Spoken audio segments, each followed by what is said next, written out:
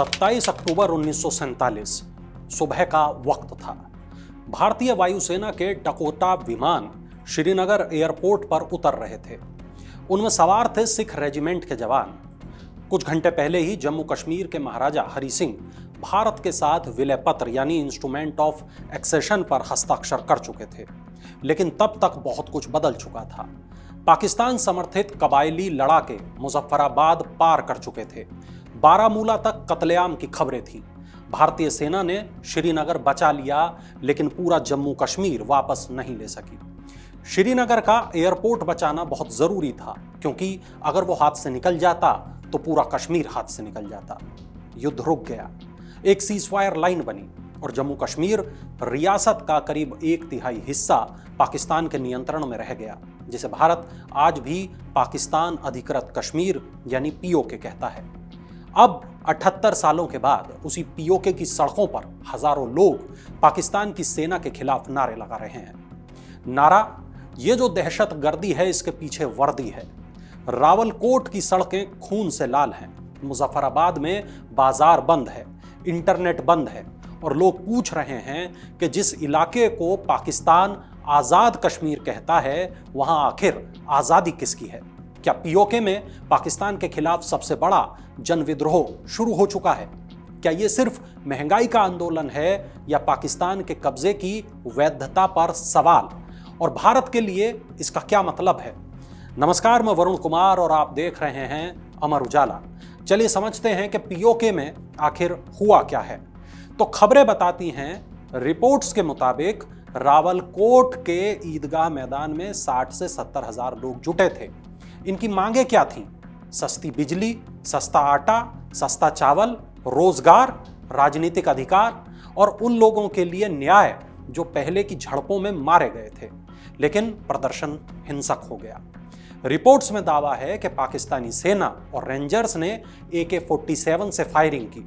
अलग अलग रिपोर्टों में 15 से 16 लोगों की मौत, 37 से ज्यादा लोगों के घायल होने और पूरे आंदोलन में इससे भी ज्यादा लोगों के मारे जाने, घायल होने के दावे किए गए हैं।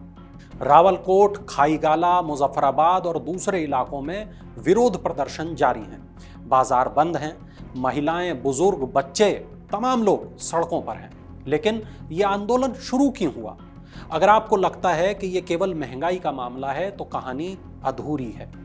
पीओके में लंबे वक्त से लोग शिकायत कर रहे हैं कि उनकी जमीन पर बांध बनते हैं, बिजली पैदा होती है, लेकिन सबसे महंगी बिजली उन्हीं को मिलती है। रोजगार नहीं है, युवाओं को खाड़ी देशों में पलायन करना पड़ता है। स्थानीय मामलों में इस्लामाबाद और पाकिस्तान सेना का लगातार हस्तक्षेप बढ़ रहा है। आपको बता देते कि पीओके के लोग ये कहते हैं कि उनकी जमीन पर बना दुनिया के सबसे बड़े बांधों में से एक मंगला डैम पाकिस्तान को बिजली देता है, लेकिन उसी इलाके के लोगों को महंगी बिजली खरीदनी पड़ती है। यानी पानी उनका, जमीन उनकी, लेकिन बिजली और मुनाफा इस्लामाबाद का। यही नाराजगी पीओके में जारी आंदोलन की सबसे बड़ी वजह बनी। फिर आया एक नया विवाद, पीओके विधानसभा चुनाव। विधानसभा में 12 ऐसी सीटें आरक्षित हैं जिन पर चुनाव लड़ने वाले लोग खुद पीओके में नहीं रहते, बल्कि पाकिस्तान के दूसरे हिस्सों में रहते हैं। लोग पूछ रहे हैं, हमारे भविष्य का फैसला वो लोग क्यों करेंगे जो यहां रहते ही नहीं? यहीं से आंदोलन को एक नई ऊर्जा मिली। इस आंदोलन की अगुवाई कर रही है ज्वाइंट आवामी एक्शन कमेटी यानी JAAC। 2023 में बनी इस संस्था ने 38 सूत्रीय मांग पत्र तैयार किया।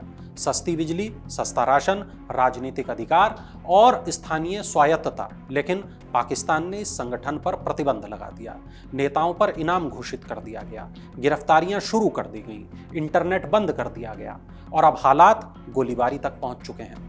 पाकिस्तान कह रहा है कि पाकिस्तान का जो दावा है वो पूरी तरह अलग है। उसका कहना कि प्रदर्शनकारी तो हिंसक थे, उन्होंने पुलिस पर ऑटोमेटिक हथियारों और पेट्रोल बमों से हमला कर दिया। सुरक्षा बलों ने केवल कानून व्यवस्था बनाए रखने के लिए जवाबी कार्रवाई की। यानी दोनों पक्षों की अपनी कहानी है, लेकिन एक तथ्य साफ दिखाई देता है, पीओके में पिछले कई सालों का सबसे बड़ा जन आंदोलन चल रहा है।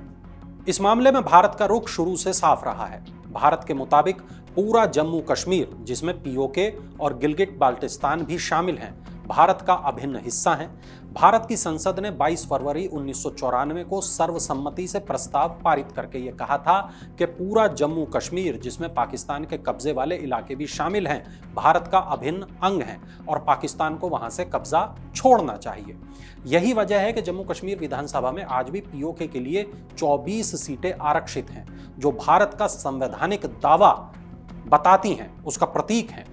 भारतीय विदेश मंत्रालय ने साफ तौर पर कहा कि पाकिस्तान अपनी नाकामियों और मानवाधिकार उल्लंघनों से ध्यान भटकाने की कोशिश कर रहा है।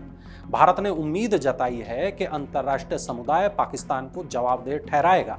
जम्मू कश्मीर के कई नेताओं ने भी पीओके में हो रही हिंसा पर चिंता जाहिर की है और अंतर्राष्ट्रीय जांच की मांग की है।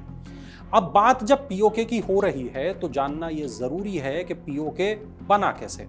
लेकिन पीओके की कहानी को समझने के लिए हमें 78 साल पीछे लौटना होगा, क्योंकि संघर्ष की जड़ें आज में नहीं 1947 में छुपी हैं।